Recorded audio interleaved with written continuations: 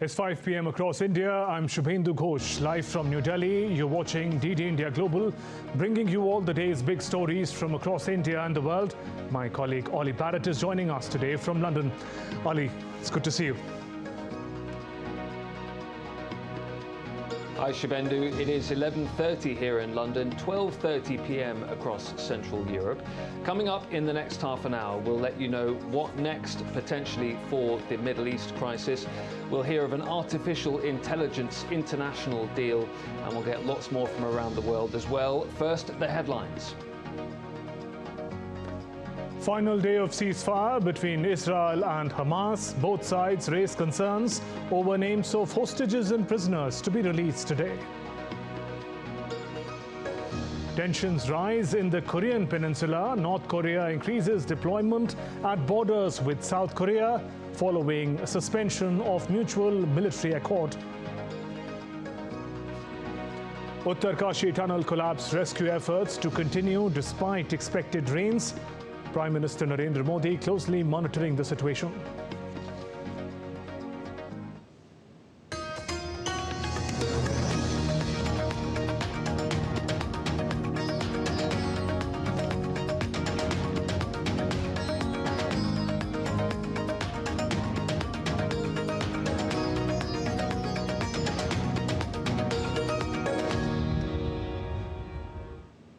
As Israel-Hamas truce enters the final day of the agreed four-day ceasefire on Monday, both sides have raised concerns over the list of Israeli hostages and prisoners due to be released today.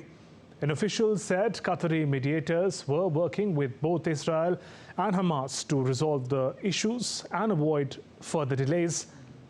This comes as US President Joe Biden said he hoped that the pause in fighting between Israel and Hamas can continue for as long as hostages are being released.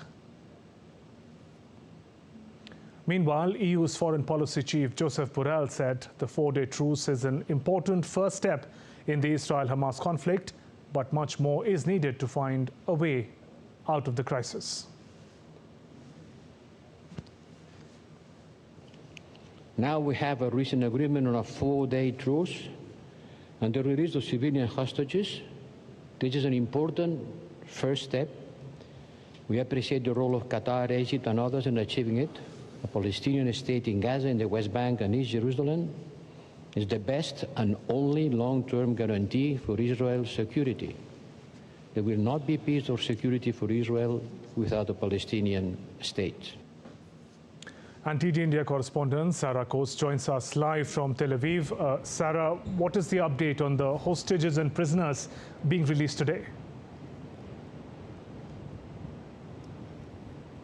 Hello there, Shubhendu. Look, we do understand, according to Palestinian sources, that Qatar is mediating yet another source of contention between Israel and Hamas, this time over those lists of both prisoners and also hostages who are expected to be released and swapped later this evening. Now, we do understand that Hamas thinks that there should be 6 names on the list given to them by Israeli authorities that currently are not on that list. Well, we do understand that according to Israel, it is also going over this list of names and says it may have some problems with the names that are on the list that Hamas gave it. So look, we do know right now that Qatari officials are trying to smooth things over. So this goes ahead as planned. We do know there will be 11 Israeli captives released if it continues to go ahead, like I said.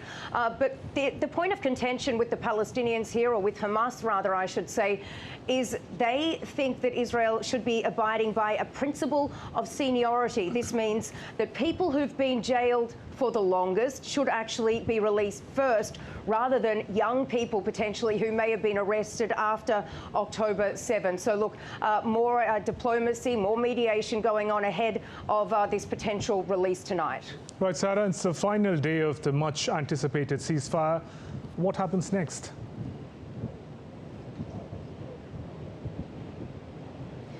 Well, Well, look, there's a lot of hope that this ceasefire is extended for another 4 days. We do know that the Israeli War Cabinet is meeting right now, not just to discuss this list, but to also discuss the prospect of an extension of that ceasefire. Now, we do know that if Hamas continues to release, say, 10 captives per day, then it would be extended for a day each time. But the problem here is that Hamas says that it doesn't know where all of these captives are. We do understand that some of these captives are being hidden by other factions inside the Gaza Strip. We're talking here about primarily Palestinian Islamic Jihad and even potentially smaller factions. So Hamas actually needs to locate these people before it can release them. Now, there's a lot of internal pressure on the Israeli government to extend this ceasefire past the original 4 days, potentially even longer than this 4-day extension, which could come about simply due to the fact that it could get more of these hostages out. And look, this is something that is very, very important to the Israeli public. While internationally,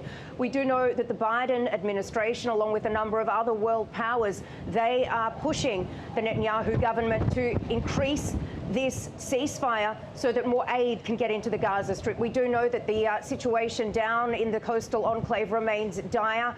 And even though there have been hundreds of trucks crossing through that Rafah crossing on a daily basis, aid groups and the United Nations all say that it is simply not enough to sustain these people who have been displaced. We're talking here about more than 1.5 million people who've been forced out of their homes. Shubendu.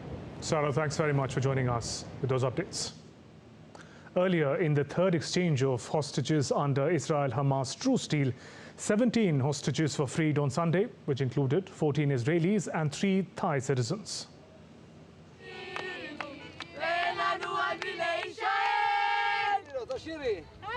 It was an emotional reunion for these Israelis. Their wait was finally over. The latest batch of freed hostages returned to families on Sunday. Jubilant Israelis flocked in southern Israel, where hostages were brought for preliminary health checks. The physical condition of the children and the mothers that came to us is now stable. They are undergoing a medical and emotional evaluation by the medical and psychosocial team of the Schneider Children's Hospital. 85-year-old Yafa Adar, embraced by her family in Israel, is now trying to think together how to help with her recovery.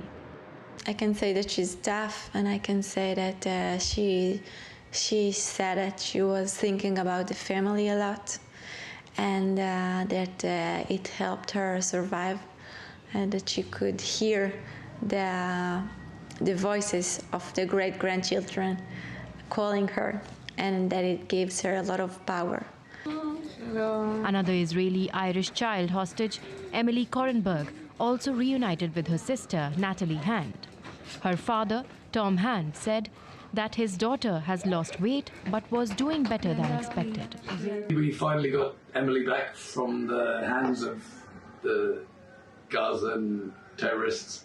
We're still fighting and want Raya Rotem, Yaya's sister, Hilal's mother. We want her back.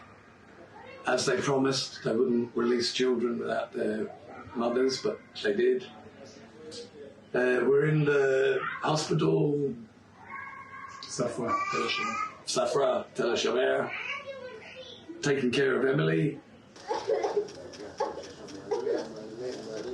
Sharon Avigdori and her daughter, Noam, from Kibbutz Be'eri, were also among the 13 Israeli hostages and 4 foreign nationals released on Saturday. Moving on, South Korea has accused North of heavy military deployment at the borders. Ollie Barrett is in London, gives us more on this and other stories making headlines around the world. Ollie, tensions simmering again in the Korean Peninsula. It is indeed, Shubendu. The South Korean military claims North Korea has deployed soldiers and heavy weapons at guard posts near the border, following the suspension of a military accord between the two nations. This amidst warnings from Pyongyang that it would continue to exercise its sovereign rights, including through satellite launches. DD India's Chris Gilbert reports from Tokyo.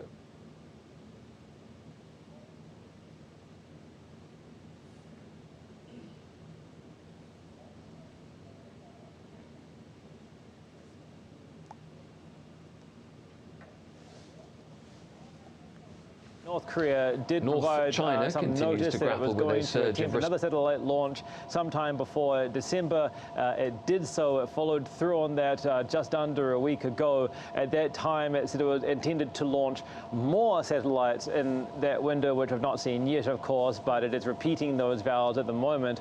The significance of all this, of course, is that move by South Korea in response to suspend Article 1, Clause 3 of the CMA, the Comprehensive Military Agreement that put in place no-fly zones in an attempt to de-escalate the whole region. And what we've seen in response from North Korea to that is, as you said, the reconstruction of some guard posts along the DMZ. North Korea always justifies, or for the most part, always justifies what it does militarily as in self-defense and the protections of its rights against what it perceives to be military assertiveness from South Korea and its allies like the US. So again, no surprises that it is reconstructing these guard posts, but certainly inflammatory behavior from both sides. It's hard to quantify hostilities between two countries, but if we look at the statistics, it's been a relatively quiet year from North Korea in terms of missile launches. It's launched about half of what it did last year, which was, of course, a record year. So we've not seen the rise in tensions from the military side of things, but we have seen a simmering due to the maneuvering from both sides geopolitically. North Korea, of course, getting much closer and reaffirming and shoring up its ties with Moscow, and South Korea, of course, expediting a warming of tide with Tokyo and with Washington as well. North China continues to grapple with a surge of respiratory illnesses, with many children affected. Last week, the World Health Organization asked China for more information, citing reports on clusters of undiagnosed pneumonia in children, especially those under 3 months old. China's health ministry has urged local authorities to increase the number of clinics to tackle rising cases. DD India's Andrew Wood reports from Hong Kong.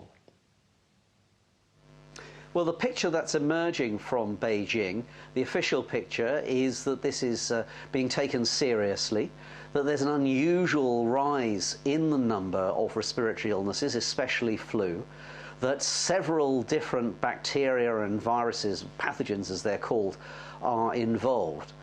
But because those are relatively normal ones, in effect, the doctors know how to deal with these. These viruses, these pathogens, they aren't unusual. It's not like COVID, when suddenly doctors were surprised by a new virus that hadn't been seen before, and they didn't quite know how to treat it. So the doctors here know what to do, it seems. Beijing is admitting that there are issues with, very, very busy hospitals, that they're struggling sometimes to cope with the number of cases. And the health ministry has called on local authorities, local governments in China to build, or to rather to open, more fever clinics. So Beijing does seem to be reasonably frank, but it's always worth remembering that Beijing lost an awful lot of credibility and trust because of COVID. In the early days of COVID, when it emerged late in 2019 in the city of Wuhan, there were criticisms that it didn't spread information quick enough and transparently enough.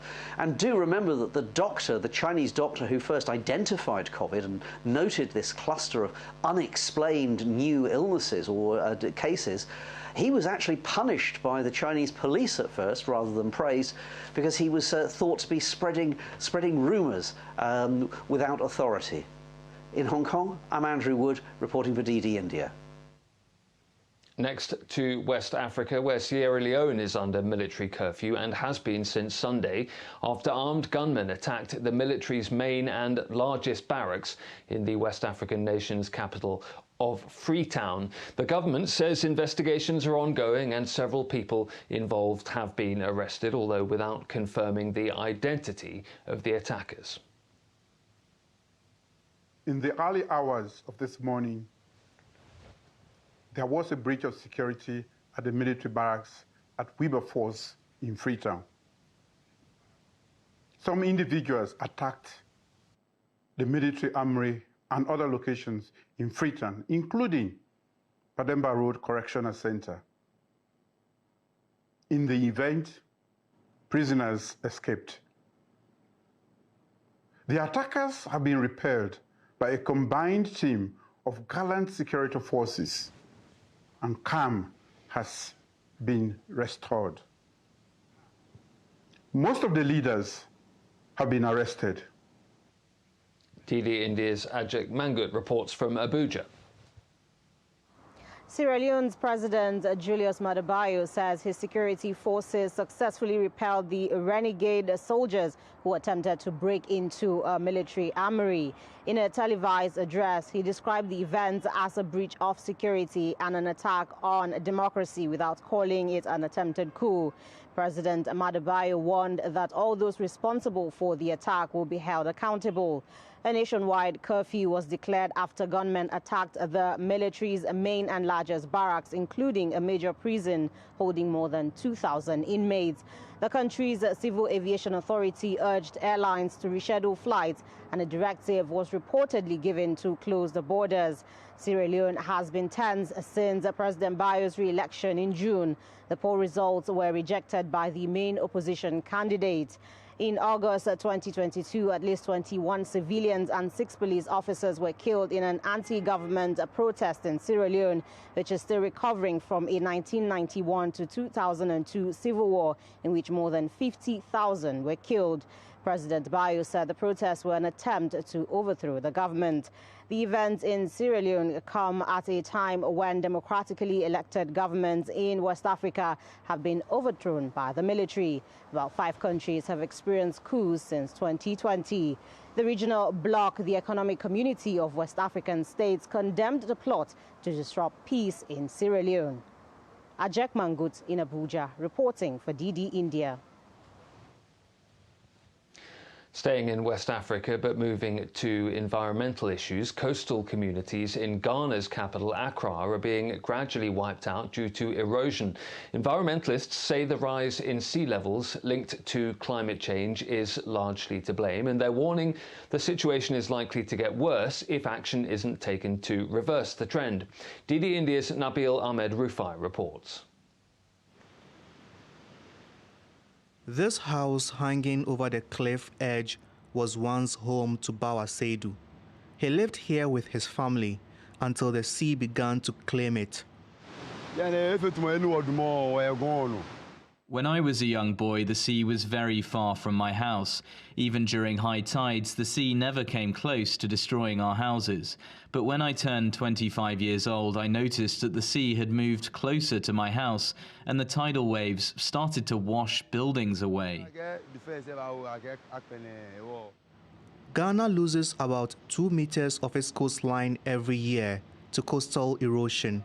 According to UNESCO, nearly 40% of Ghana's coastal land was lost to erosion between 2005 and 2017.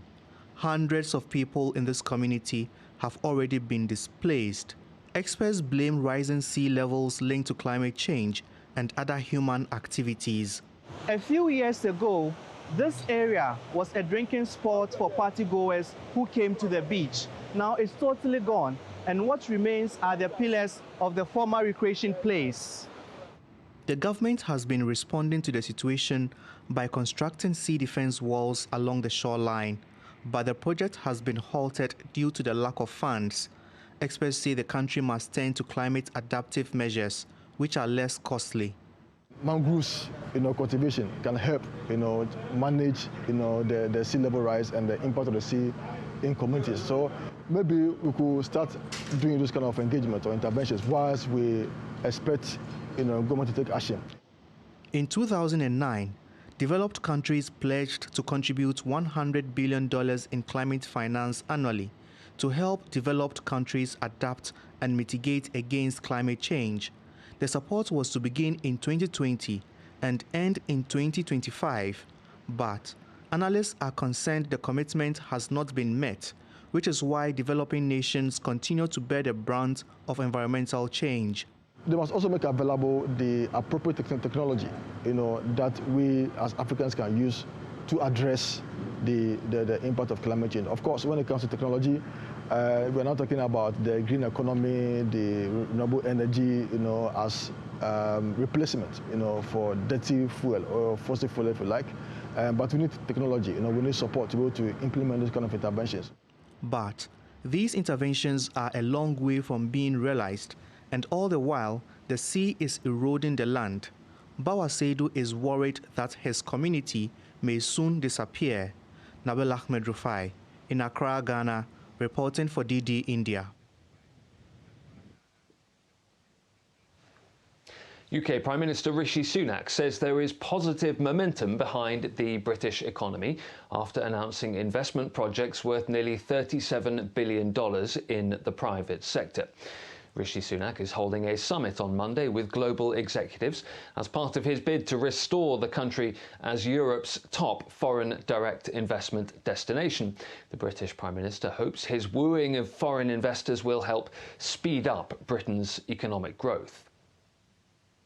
Global Investment Summit is Britain's welcome to the business world, attended by over 200 of the world's leading CEOs and investors. My singular focus is driving growth and creating jobs across the UK. So I'm delighted that we've secured investments worth around £30 billion, 3 times the amount that was secured last time this summit was held a little while ago.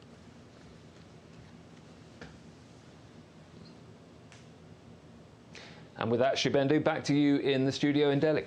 Thanks, Ollie, for joining us with those updates. And we're heading for a short break, but still to come on DD India Global. Pope Francis, who was reported to be suffering from lung inflammation, is in stable condition. And Guru Nanak Jayanti is being celebrated all over the world.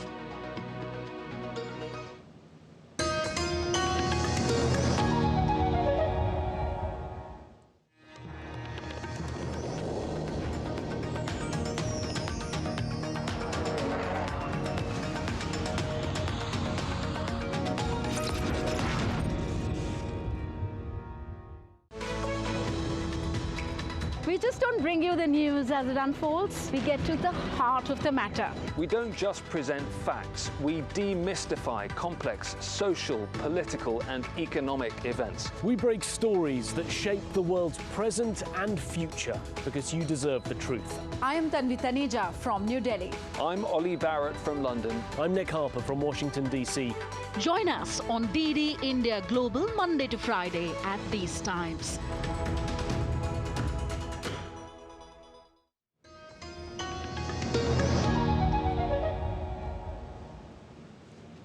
You're watching DD India Global. I'm Shubhendu Ghosh. The rescue operations are on in full swing to evacuate the 41 trapped workers at Silkiara Tunnel in India's northern state of Uttarakhand.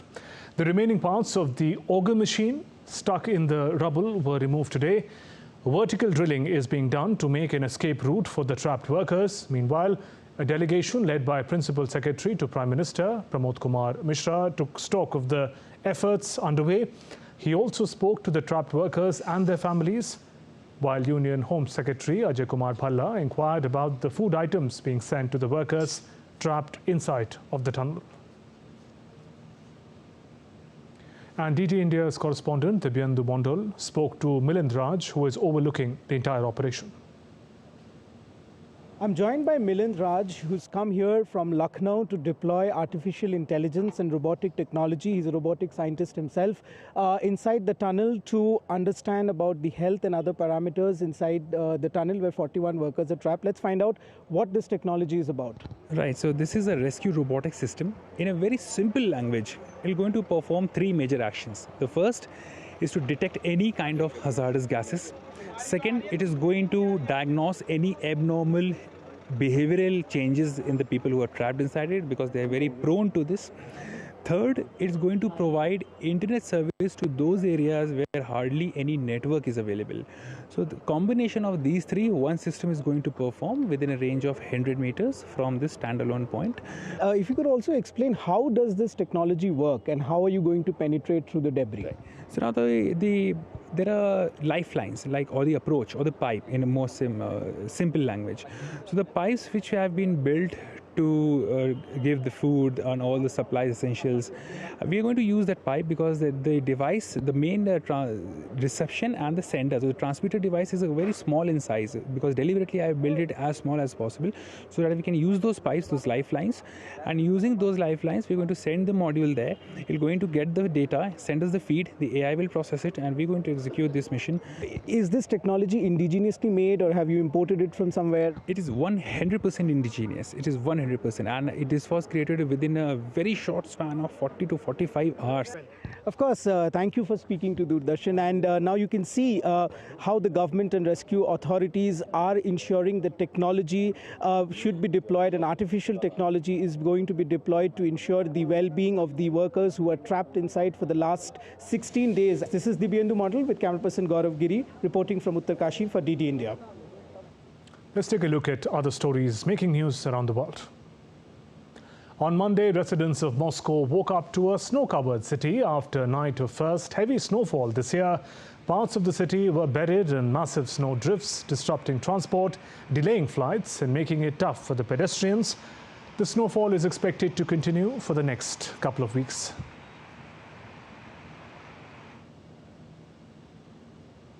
A severe snowstorm bringing strong winds blanketed Ukraine on Monday, leaving more than 2,000 settlements across 16 regions without power and closing more than a dozen motorways. Nearly 1,400 cargo trucks were struck. 840 cars had to be towed away amid snowdrifts as high as 2 meters. And Pope Francis, who had earlier revealed that he was suffering from lung inflammation during his weekly Sunday message, is now in stable condition. The Vatican on Monday said Pope is receiving antibiotic therapy intravenously and will limit his activities for the next few days in order to conserve his strength. The Pope is due to travel to Dubai on December 1st to attend the UN Climate Change Conference. Guru Nanak Jayanti is being celebrated all over the world on Monday to mark the birth anniversary of the first Guru of Sikhism, Guru Nanak Dev Ji. Gurudwaras on the occasion are lit up across the world as people celebrate the sacred festival.